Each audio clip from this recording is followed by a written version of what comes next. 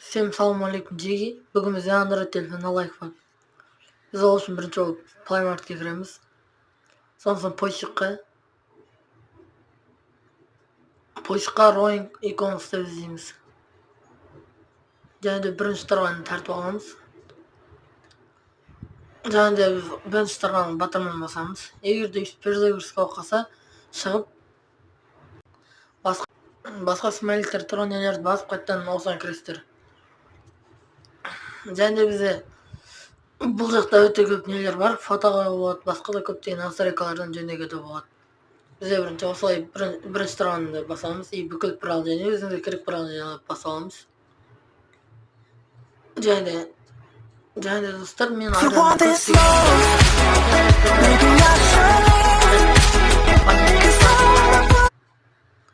комментарийға панель либо софтвер жасаңыздар, мен сіздерге көрсететін боламын. Қалай тарту